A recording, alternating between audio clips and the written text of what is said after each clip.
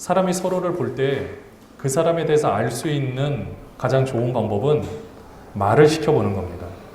그 사람이 어떤 언어를 쓰고 있는가, 그게 그 사람의 전체를 보여주는 하나의 모습이기도 하죠. 우리는 예수 그리스도로 말미암아 새로운 사람이 되었습니다. 여러분들 믿으십니까? 우리는 새로운 존재가 되었어요. 그러면 새로운 존재가 되었다라는 것을 어떻게 알 수가 있겠습니까? 우리 생활의 현 주소를 알 수 있는 가장 좋은 방법은 바로 언어 생활입니다. 언어는요, 우리의 생각이자 우리의 인격입니다. 내가 생각한 것을 말로 표현을 하는 거죠. 그래서 좀 전에도 우리가 서로 이렇게 멋지십니다, 아름다우십니다 이야기를 하는데요.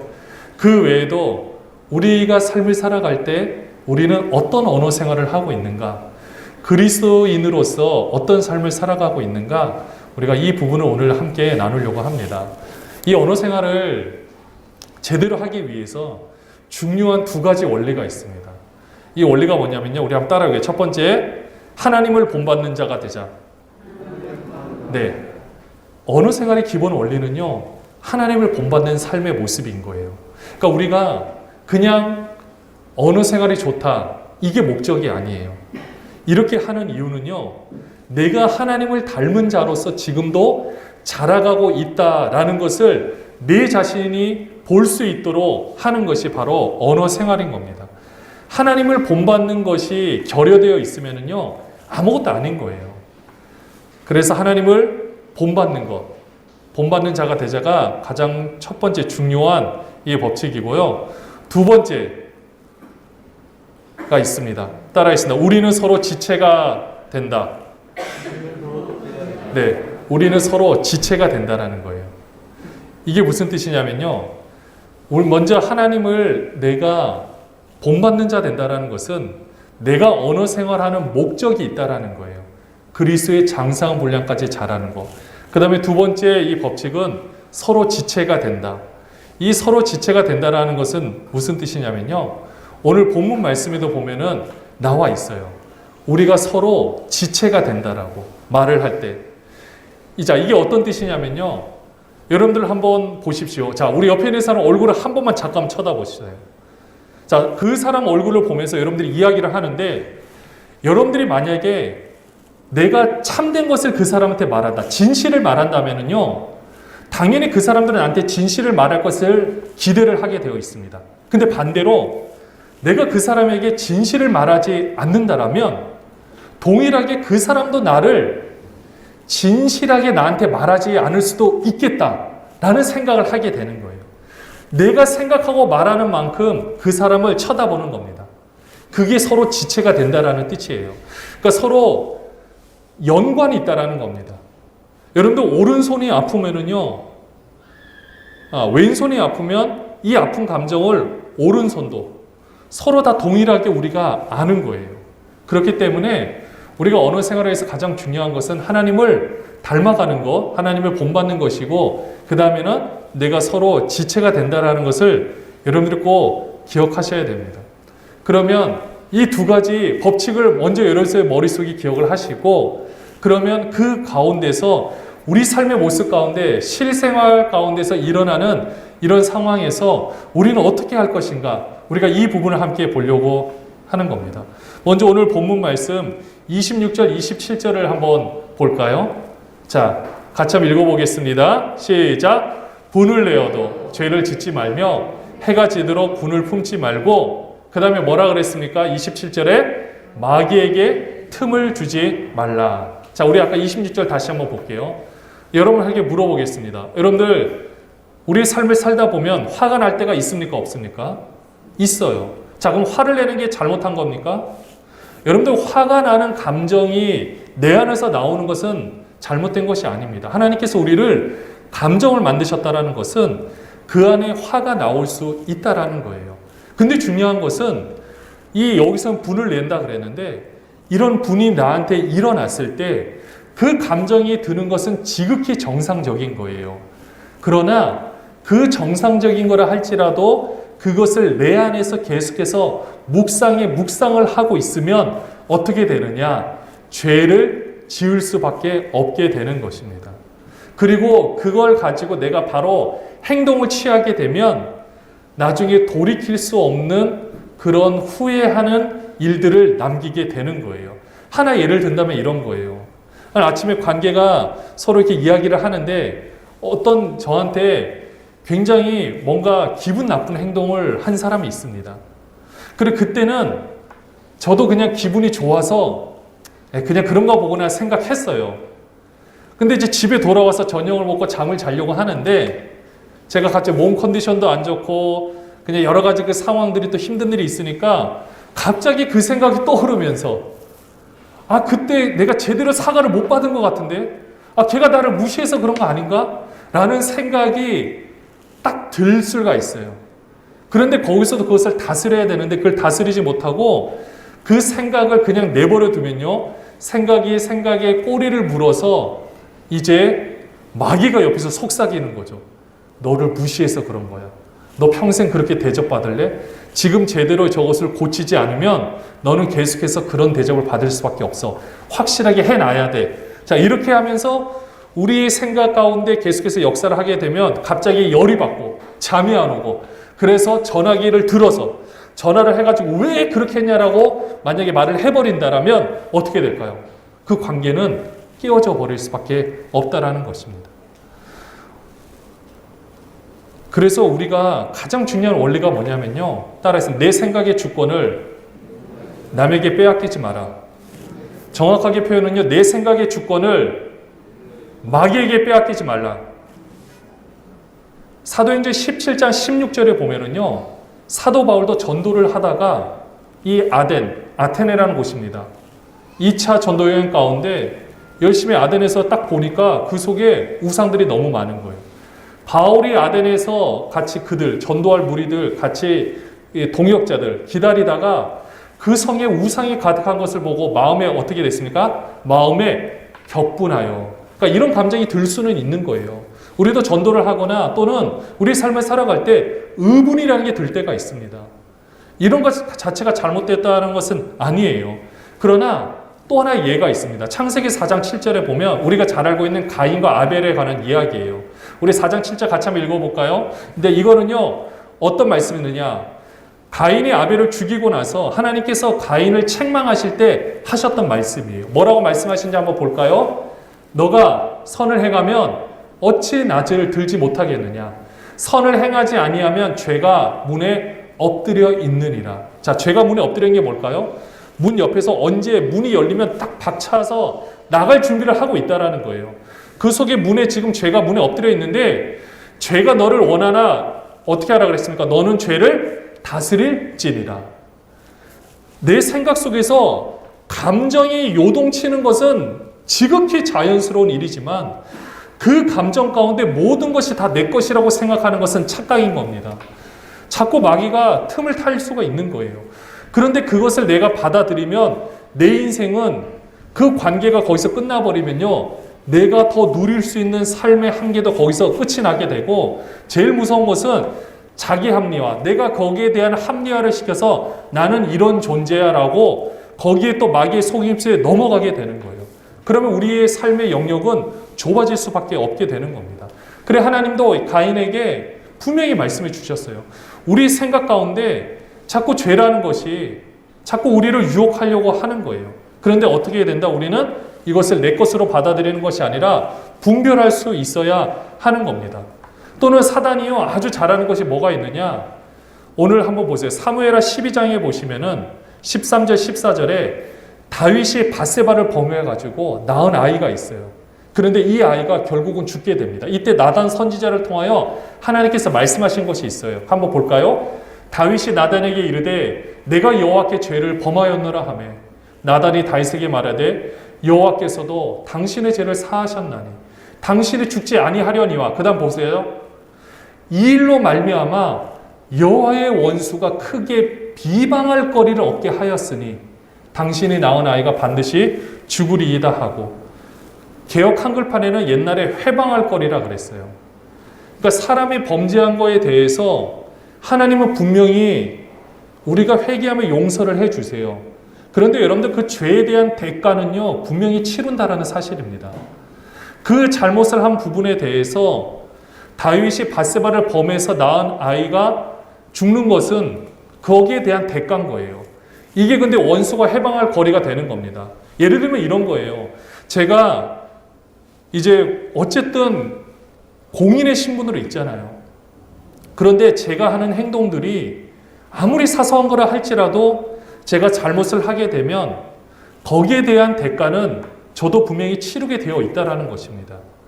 이거는 불변의 법칙이에요. 근데 우리는요, 우리가 하나님께서 용서해 주시는 것과 내가 저지른 죄에 대한 대가는 전혀 상관이 없다라고 착각하시는 경우가 있는데 그렇지 않습니다. 그래서 내가 잘못하는 부분을 우리가 이 생각으로 인해서 내가 저지르는 모든 행동에 대해서는 우리가 철저하게 그 열매를 거둔다라는 두렵고 떨리는 마음을 가지시고 우리가 그 부분은 항상 조심할 필요가 있다라는 거예요. 이 회방할 거리. 그러니까 사단이 계속해서 지금도 역사를 하고 있다라는 것입니다. 또 고린도전서 7장 5절에 보면 사도 바울이 이 고린도 교인들한테 권면하는 모습이 나오는데요. 이건 부부에게 해주시는 말씀이에요. 부부가 가끔 기도할 때 서로 방을 따로 써야 될 때가 있습니다. 그런데 그럴 때라 할지라도 기도할 틈을 얻기 위하여 합의상 얼마 동안은 그렇게 할 수 있겠지만은 만약에 그렇지 않게 되면 다시 합해라. 왜 그러느냐? 이 사단이 너희를 시험하지 못하게, 음욕이라는 부분으로 너희를 시험하지 못하게 미리 환경을 깨끗하게 해놓으라는 뜻이에요. 여러분들 우리가 가끔 이렇게 생각할 때 있어요. 내가 모든 환경 하나님이 지켜주시겠지. 그래, 지켜주세요. 그런데 지켜주시면서 내가 도박을 하러 들어가고 내가 범죄를 하러 들어가면서 하나님이 나를 지켜주시겠지 하면 지켜주십니까? 그거는 아니죠. 근데 우리가 가끔은 그렇게 생각하는 경우가 있어요. 하나님이 나를 지켜주시겠지 하고 여러분도 옥상에서 뛰어내려 보십시오. 하나님이 나를 지켜주시겠지 하면서 횡단보도를 신호가 빨간불인데도 건너가 보십시오. 하나님이 지켜주시겠지 하면서 내가 눈을 감고 운전을 해 보십시오. 어떻게 되겠습니까? 원수한테 회방할 거리를 주어서는 안 된다는 거예요. 마찬가지입니다. 여러분들 우리 자녀를 위해서 기도할 때도 하나님이 책임져 주시겠지. 아무것도 안 하고 책임져 주신다고요? 천만의 말씀입니다. 우리가 하나님 앞에서 해야 될 도리가 있는 거예요. 근데 우리는 모든 상황을 내가 사단이 어떻게 하든 말든지 아니 그냥 내가 그냥 있으면 하나님이 다 보호해 주신다? 아니요. 보호해 주시지만 하나님께서 우리를 깨닫게 주신 부분에 대해서는 회방할 거리가 없도록 우리가 깨끗하게 할 필요가 있습니다. 그렇기 때문에 아름다운 언어 생활을 위해서 필요한 것은 내 생각의 주권을 사단에게 뺏기면 된다 안 된다? 안 된다예요. 정확하게 여러분들이 인식을 하시고 어떻게 하면 이것을 내 생각으로 볼 것인가 끊임없이 내 모습을 보는 거예요. 그게 진정한 신앙생활의 모습인 겁니다. 그것을 위해서 우리가 열심히 기도하는 거예요.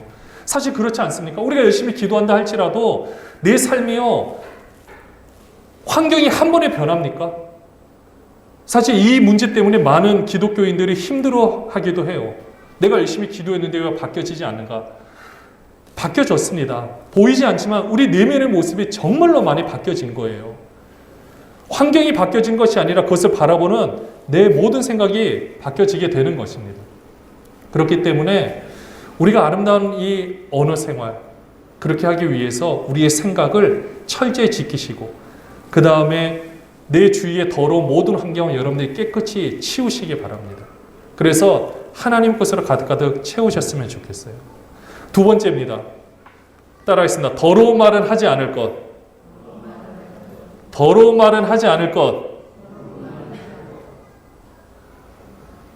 자, 더러운 말은 하지 않을 것은요. 우리 다음 구절 한번 볼게요.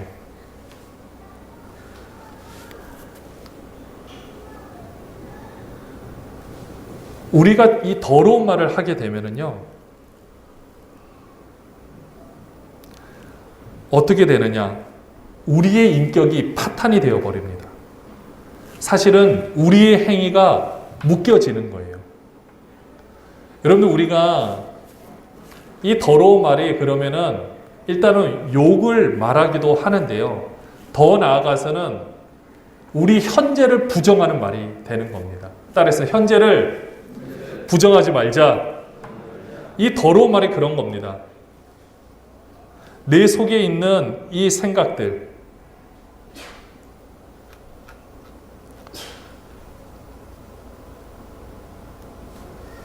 우리가 사실 아까 우리의 생각을 마귀에게 빼앗기지 말자는 사실 과거에 대한 생각까지 포함이 되고요. 이 더러운 말을 하지 말라라는 것은 우리 현재 모든 상황을 말하고 있는 겁니다. 근데 우리는요, 가끔 이렇게 얘기를 해요. 내 모든 상황에 대해서 이것은 되지 않을 거다라고 해서 사실 욕을 하거나 내 현실에 대해서 이야기를 하는 것은 어떤 의미일까요? 내 자신의 지금 모습이 싫은 거예요. 그것을 인정하고 싶지 않은 거예요.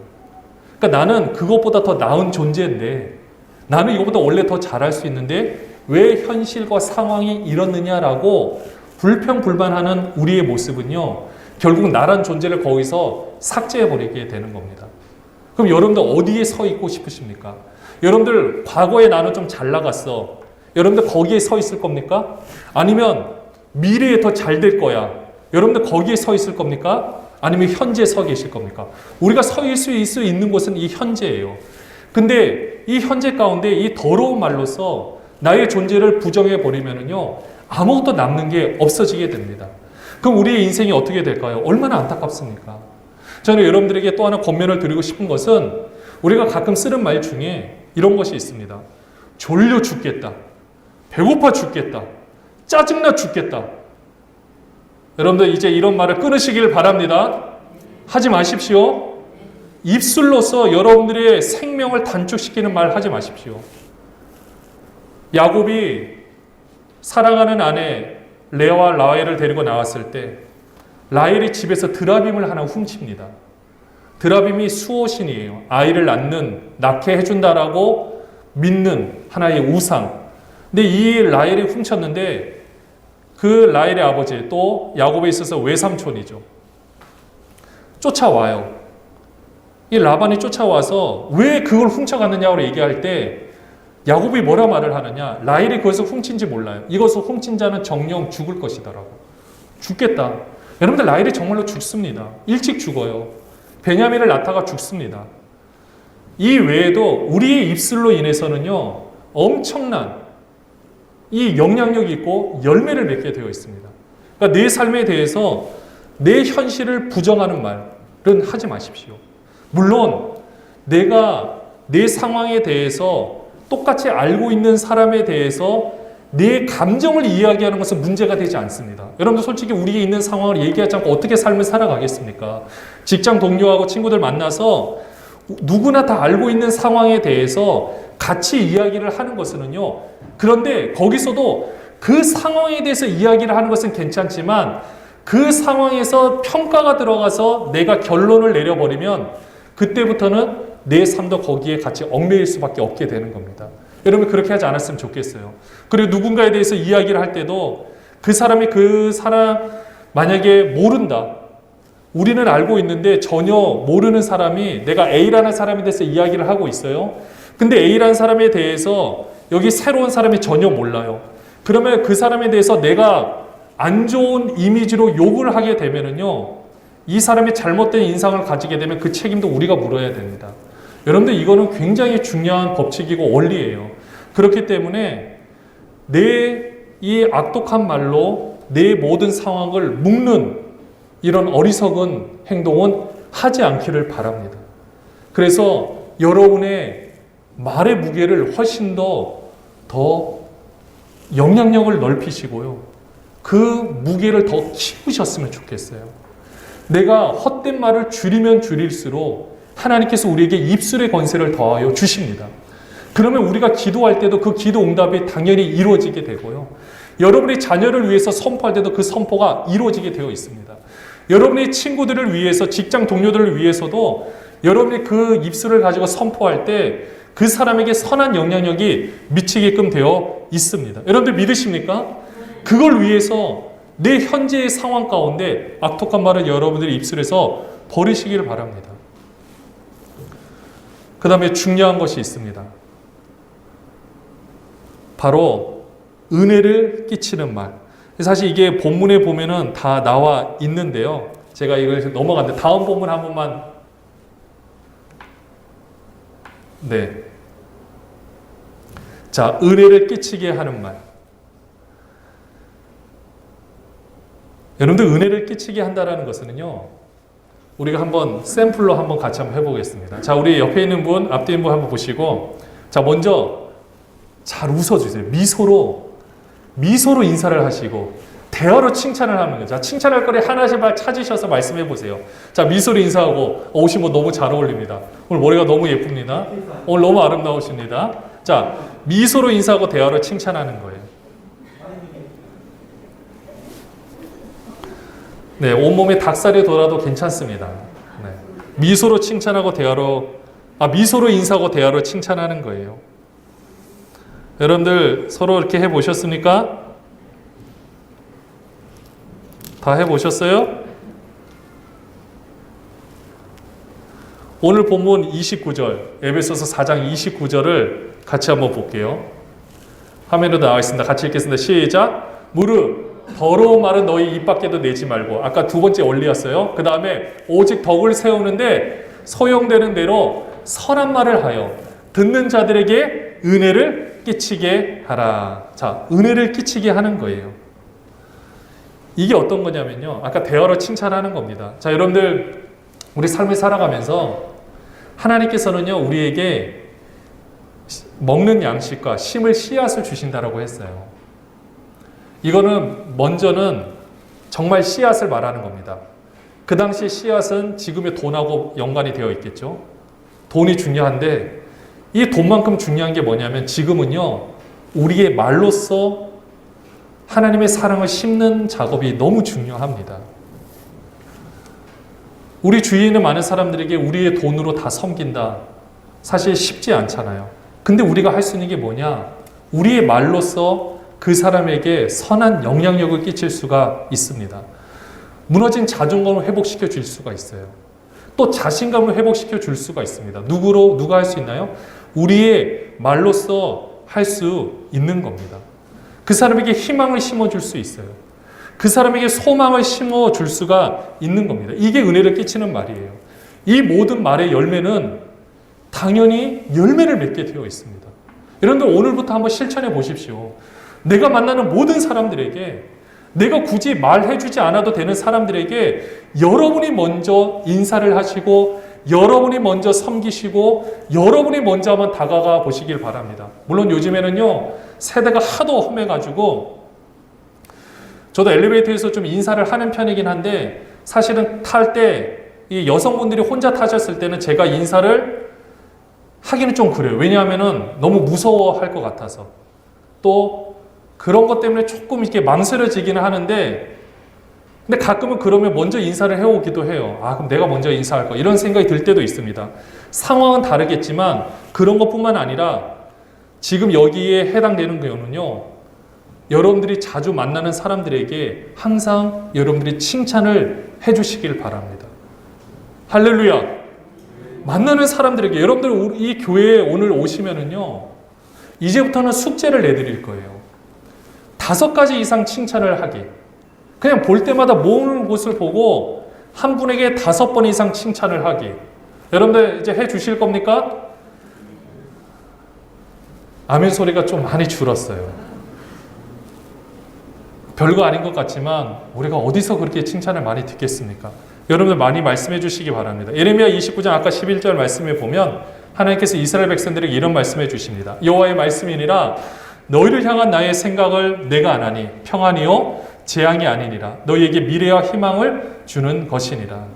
이게 하나님께서 예레미야면 눈물의 선지자, 맨날 멸망과 화를 선포하는 선지자인데 그 속에 하나님께서 원하시는 메시지는 바로 이거예요. 소망, 평안을 주고 너희에게 미래와 희망을 주는 것.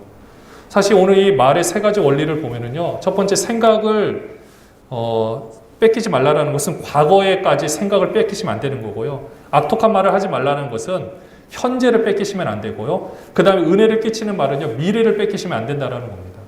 이걸 우리가 다 잡고 있어야 돼요. 그래서 그 사람의 소망을 주는 말을 하면요, 그 사람의 미래를 여러분이 보장해 주는 거예요. 얼마나 좋습니까? 여러분 안 그래도 의기소침하고 힘들고 어려운데 요즘에 댓글 같은 거 하나도 사람을 죽일 수가 있는데 이런 상황에서 따뜻한 말 한마디가 여러분들 그 사람의 남은 인생을 살려줄 수 있다라면 얼마나 귀하고 복된 일이 되겠습니까? 오늘 여기에 적지는 않았는데 제가 이 구절 한번 읽어드릴게요. 마태복음 10장 12절에서 13절에 보면은요, 예수님께서 전도하실 때 놀라운 법칙을 하나 알려주십니다. 그게 어떤 법칙이냐면요, 너희들 집에 들어갔을 때 12절에 보면은요, 그 집에 들어가면서 평안하기를 빌라. 뭘 빌라고요? 평안하기를 빌라. 그럼 예수님이 아주 놀라운 말씀하세요. 13절에 보면 그 집이 이에 합당하면 너희 빈 평안이, 그러니까 우리가 빌었던 평안하세요. 이렇게 말한 빈 평안이 거기 임할 것이요. 자, 우리가 평안을 빌었어요. 그 평안에 거기 임한대요. 근데 만일에 합당하지 아니하면 그 평안이 너희에게 돌아올 것이니라. 뭐라고요? 그 평안이 너희에게 우리한테 돌아온대요.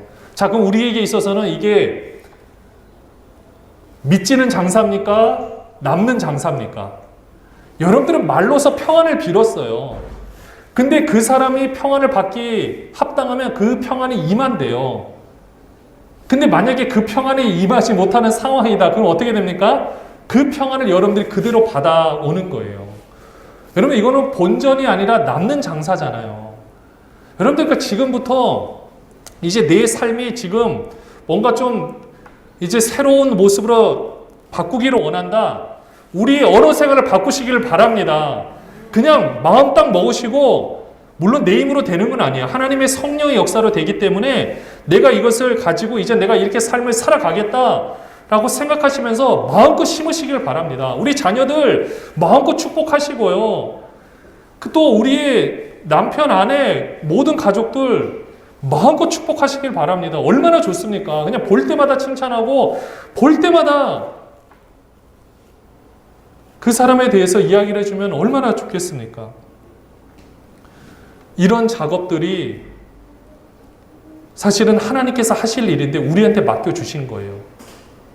지금 오늘 하나님께서 우리 권사님에게 하시고 싶었던 말씀인데 이것을 이런 마음을 대신해 줄 사람이 어디 있을까 해서 한 분을 택하셔서 그 사람의 말하게끔 해주는 거예요. 하나님의 하실 일을 우리가 할 수 있는 게 언어 생활이 되는 것입니다. 그렇기 때문에 우리가 바른 언어 생활을 하지 못하면 우리가 의기소침해 있고 내 생각을 뺏기고 내 현재를 뺏기고 내 미래를 뺏겨버리게 되면 오늘 본문 30절 말씀처럼 누구를 근심시키게 하는 거냐? 하나님의 성령을 근심하게 하지 말라라는 거예요. 내가 바른 언어 생활을 하지 못하는 거는요, 내 안에 계신 성령님이 너무 힘들어 하신다는 거예요. 또 내가 누군가에게 욕을 하고 누군가를 힘들게 한다는 것은 그 형상 안에 계신 성령 하나님이 너무 힘드실 수밖에 없다라는 것입니다. 여러분들 그렇게 하기를 원하십니까? 아니잖아요. 너무 안타까운 삶의 모습 아니겠습니까? 이제부터는요, 내가 말하는 것이 나만 영향을 받는 게 아니에요. 내가 행동하는 것이 나로서 끝나는 것이 아니라 우리 안에 계신 성령 하나님께서 마음껏 역사를 하시는 거기 때문에 이제는 우리 성령을 근심하게 하지 않았으면 좋겠습니다. 우리가 이제는 기독교인이잖아요. 이제는 새로운 사람이잖아요. 그렇기 때문에 성령을 근심하게 사는 삶의 모습이 아니라 이제는 하나님의 놀라운 은혜를 마음껏 전해주고 증명시켜주는 사람이 되시기를 바랍니다. 구원의 날까지 인치심을 받았어요. 도장을 찍었어요.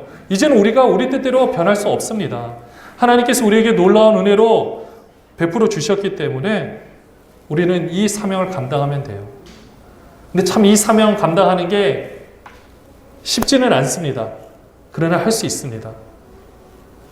가장 중요한 밑바탕에 깔아야 되는 게 오늘 본문 32절에 보면 나와 있는데요. 우리 같이 한번 읽어볼까요? 서로 친절하게 하며 불쌍히 여기며 서로 용서하기를 하나님이 그리스도 안에서 너희를 용서하신가 같이 하라.